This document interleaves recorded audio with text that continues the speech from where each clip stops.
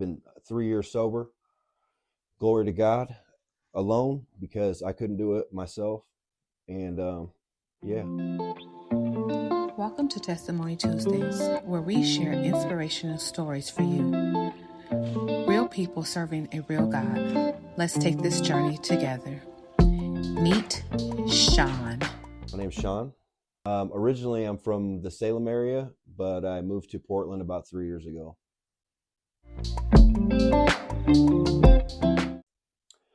My life before Jesus was pretty chaotic. I think the very first time that I was incarcerated, I was either 12 or 13 years old, and it was just a progressive cycle from then on. I spent most of my juvenile years in and out of the system, in and out of programs, just completely dysfunctional. Yeah, when I encountered Jesus, it was like my life had gotten to a point where I didn't know how to live. I didn't know how to have a functional relationship with anybody, not even my friends, my family, nobody. I was a drug addict, alcoholic, fentanyl, meth, you name it, was my daily cocktail, and extremely suicidal, depressed. And, I had a moment where I was sitting in a car and I had a pistol on one side of me, and then I had a syringe full of fentanyl, and I was just looking at these two, thinking one of these is gonna be my demise. And I just started to pray. I just let out one of those pity prayers, like, God, if you get me out of this, you get me out of this situation, then whatever you want is yours, right? And it's funny how things work out, because I didn't get out of it the way I thought I would. I ended up going to jail a week later for that gun. And and while I was there, I recognized it instantly that this is a divine intervention. And so, from there, I got an opportunity to go to a discipleship program. And, when I got there, I was still kind of skeptical about who Jesus was, because I'd heard conflicting theologies. And so I was basically out to prove that, Jesus wasn't God, and this, that, and the other, right? I was very critical about everything. And I was proven wrong over and over and over again. And so pretty soon, my mind was completely transformed, and I was living a completely different lifestyle. And it's crazy, because I had these relationships that were just completely destroyed in my life. My kids, for one. I was gone. I was in prison for 6 years. I left when they were kids, and I was able to, God was able to restore those relationships. I have a great relationship with them today.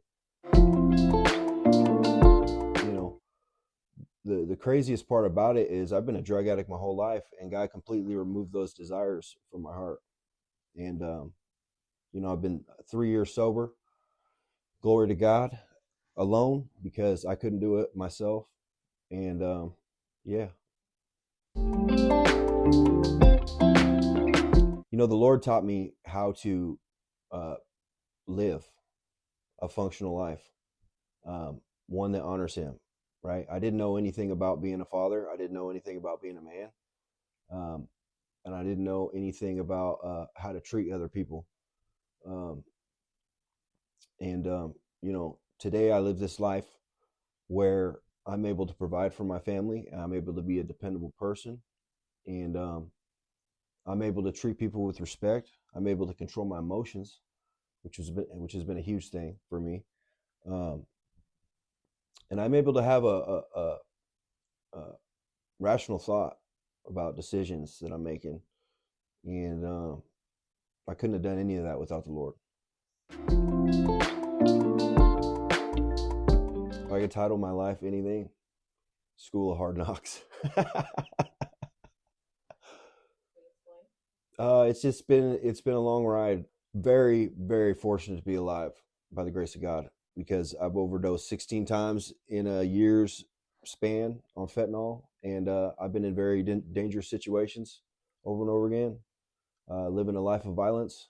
And so, yeah, just, school of hard knocks, because I've been through a lot.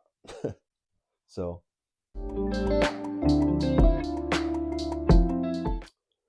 keep pressing on. You got to always press forward and keep your eyes on the Lord. When you start to get discouraged in your walk, go back to the basics. The basics are, you just got to submit yourself to God. Say, God, what do you want to do in my life?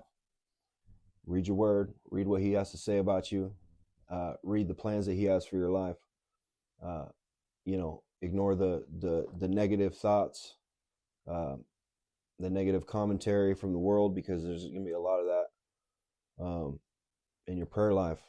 Your prayer life is important, because that's your lifeline. That's your direct line to God. So.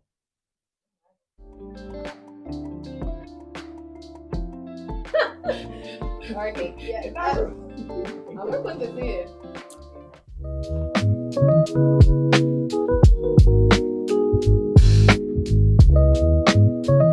in.